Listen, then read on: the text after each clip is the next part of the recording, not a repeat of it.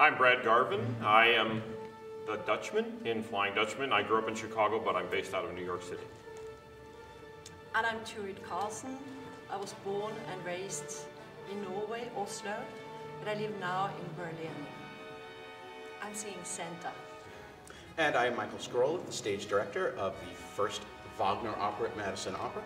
I was born and raised in New York City, and that's where I am most of the time.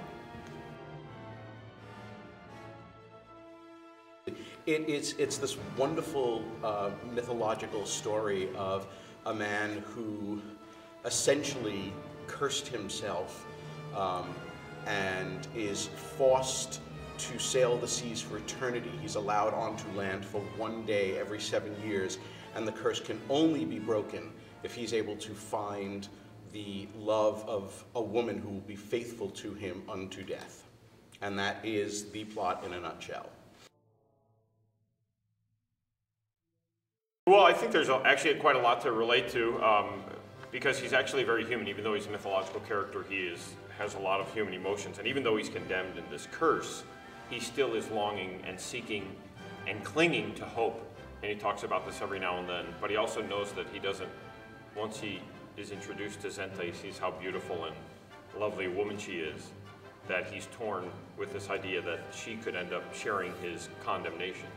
So he has these two sides of him wanting to be released from his curse, but also wanting the best for her. So it creates some very human emotion. So I think that plays out a lot in life. Whether we're searching for someone to fall in love with, or we're frustrated in work, daily routine, frustrated in all types of ways. So it's hopefully not an eternal curse, but so that's, I think, how my character plays out. Well, and Santa is a sort of an outsider in the village, somewhere in Norway.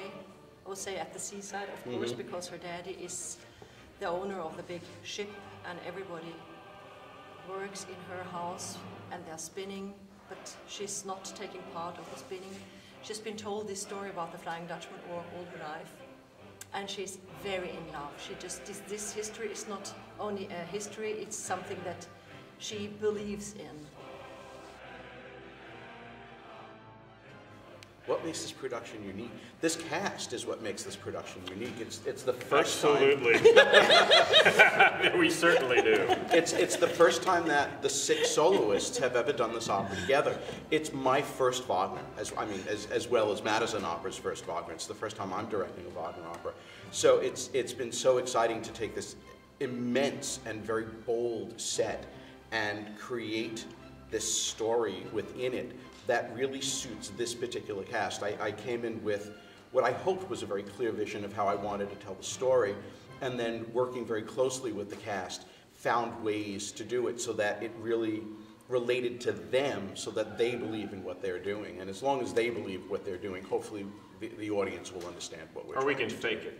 Right, exactly. You know what I like, and I don't mean to speak over you, Michael, yeah, but there are certain productions that are more traditional where they have, the ship come in and things are, I don't want to say, the stage isn't cluttered, but you have a very specific set. Very realistic. And so the set sort of dictates the action. You have to play in certain spaces. This one is so bold and creative. You certainly have these strong evocative moments, and you see right here, like the spinning wheel. It's not a traditional spinning wheel, but the strong color, that it also then sort of plays, there's a big open space in the middle of the stage where it often plays out into people's minds. So you have the strong evocation of where the actual setting is supposed to be, but then you have almost the play of the minds open to the middle. So I like that back and forth, and the way the lighting will be done, it all plays together. Absolutely. So you get a sense of the sea, but you also get a sense of the inner workings of these characters' minds, too. Yeah. And I think my favorite moment is the beginning of the overture to the end of the opera.